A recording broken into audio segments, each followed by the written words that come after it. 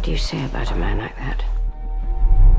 3 months ago, you lost the drive containing the identity of every agent embedded in terrorist organizations across the globe.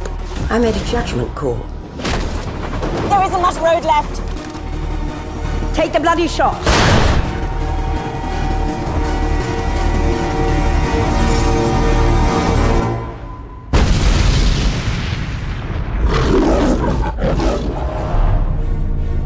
.007, reporting for duty. Where the hell have you been? Enjoying death. I only have one question. Why not stay dead? There's no shame in saying you've lost a step. I'm your new quartermaster. You must be joking. Also PPKS 9mm short. It's been coded to your palm print, so only you can fire it. Less of a random killing machine, more of a personal statement. Q. 007. I want to meet your employer. Be careful what you wish for. Mr. Bond. James Bond. How much do you know about fear? All there is. Not like this. Not like him. Just look at you, chasing spies. England, the Empire. MI6. So old-fashioned.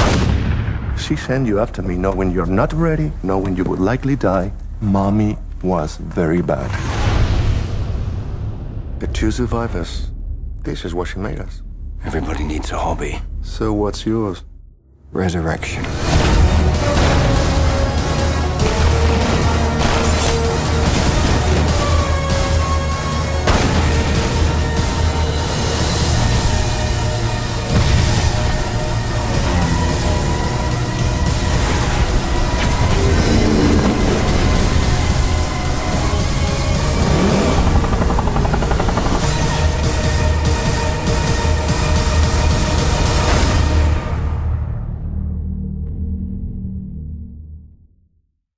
Hello everyone, I am Ryan Dahl Returns, and this is my review of the 23rd official Bond film, Skyfall. For most of this review, there will be no spoilers whatsoever, so the people who haven't yet seen the movie won't have to worry. I will give a warning when I get into spoiler territory. So without further ado, let's get right into it. Before going into this film, my expectations were sky high due to all of the critical acclaim it was receiving from critics. Approximately 2 hours and 24 minutes later, I came out of the theater with a big smile on my face, something that I haven't experienced with the last two Bond films that I saw in the cinema, being Die Another Day and Quantum of Solace. Despite my extremely high expectations not being met, this is still indeed a good film. I say film because in some parts it still doesn't feel like a Bond film. More on that later. The plot of the film is simple and is really easy to follow after the disaster from the previous film. The basic plot that I can say without giving anything away is that a computer hard drive is stolen that contains details of nearly every undercover agent embedded in terrorist organizations. Bond is of course assigned to retrieve the drive. On his mission, he is accidentally shot by his assistant Eve, played by Naomi Harris, and falls into a river. Bond is presumed to be dead, but is in fact of course alive. When an attack is launched against MI6, Bond is forced to come out of hiding to protect his superior M, once again played by Judi Dench, from her past. That is basically it, simple but effective. The strongest part of the film would definitely have to be the characters and the acting.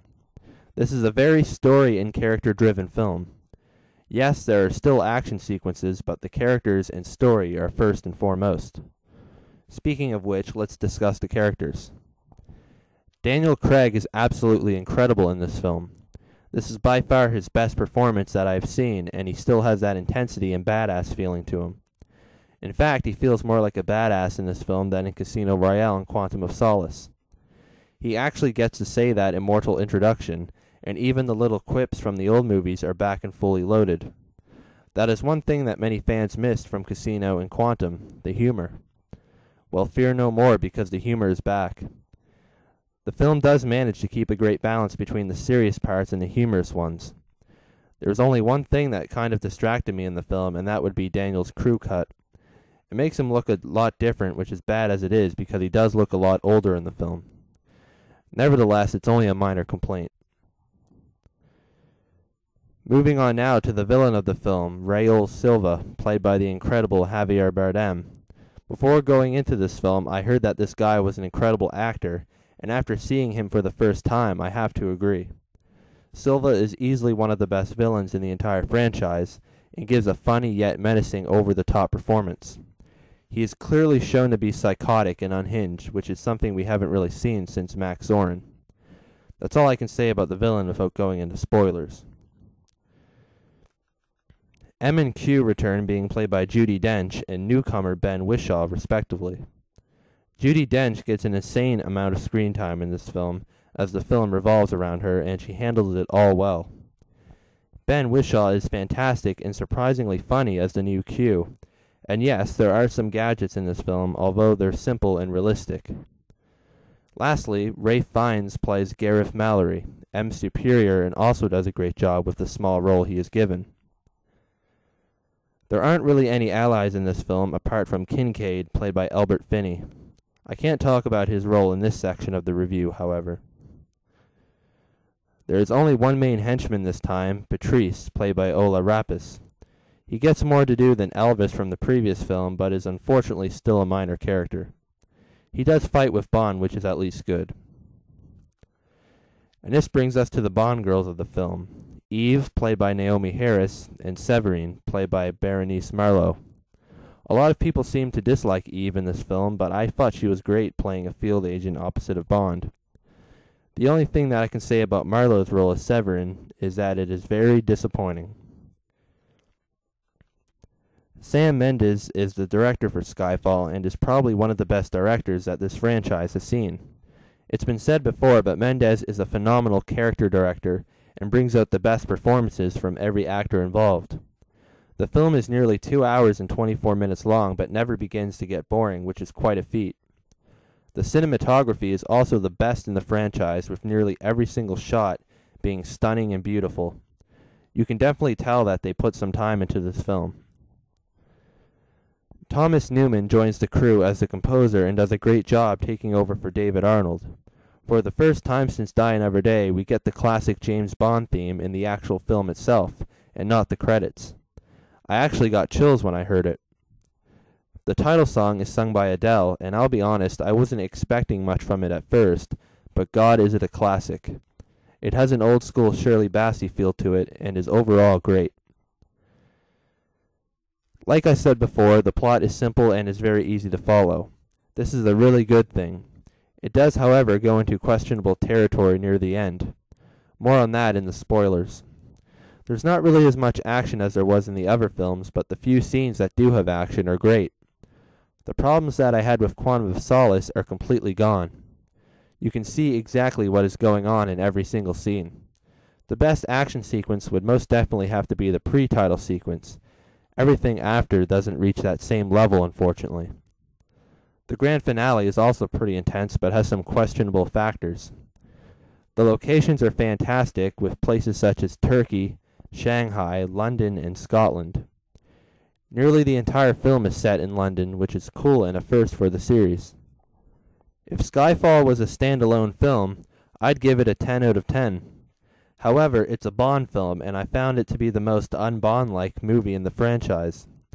I can't really explain why without going into spoilers, but let's just say that it borrows many elements from certain films, and it is very noticeable and distracting. On the flip side, there are a few moments that are very Bond-like, and by the looks of the film's conclusion, I think we're in for a classic Bond adventure next time. I would also say that this film is the most shocking in the series, and has a lot of WTF moments. At the time of making this review, I have only seen the film once, which means the rating I give it now may very quickly change. The film itself is phenomenal, and even if it doesn't feel like a classic Bond film most of the time, it is still very enjoyable and is highly recommended. As of now, I would rank it as number 10 in the franchise, but I do plan on watching this again a few times to see if my opinion changes. For now, I give Skyfall a 9 out of 10. Now it is time for the spoilers. If you haven't seen this film yet, please exit out of the page. If you have seen it or don't care that I'm about to give away some major spoilers, then keep watching. Okay, so at this point, if you're watching this, that means you have already seen the film. I'm not going to be going over the entire plot this time, since that would take up a lot of time and would be pretty pointless. Let's start with Javier Bardem's performance as Silva. Many people have made comparisons to Silva and the Joker from The Dark Knight. There are some similarities, but none that are truly distracting. There are many similarities to the Dark Knight trilogy and the film itself, however, and some are quite distracting, such as the scene with Silva's escape. There is one scene that is controversial, and I am talking, of course, about Bond and Silva flirting with each other. It is presumed that Silva is either gay or bisexual by his mannerisms, and in one point when Silva is caressing Bond's body, Bond says something along the lines of, "Why do you think that it's my first time?" This was pretty shocking, and my theater got a few laughs, but people have to realize that it was just Bond screwing around with him. Bond is in no way gay by any chance. On the topic of Silva, it is revealed that he was a former MI6 agent who was left for dead by M. Silva is revealed to have survived a suicide attempt by cyanide, which has left his face disfigured and all his teeth all messed up unless he wears some sort of apparatus in his mouth. This was also pretty shocking, and I really didn't expect it at all. The second thing I will talk about is Berenice Marlowe as Severine. She is revealed to be a sex slave who is under the control of Silva. She asks Bond to kill him for her so that she can be free. Well, she takes Bond to an island to meet Silva and is killed off pretty damn quickly. I was genuinely interested in this character and her backstory, but just like that, she is killed and forgotten. Very disappointing. The scene in which she is killed also happens to be possibly one of the best in the film and is actually kind of disturbing. Silva pours a glass of scotch, puts it on her head, and orders Bond to try and shoot it with a very old gun from the 1800s.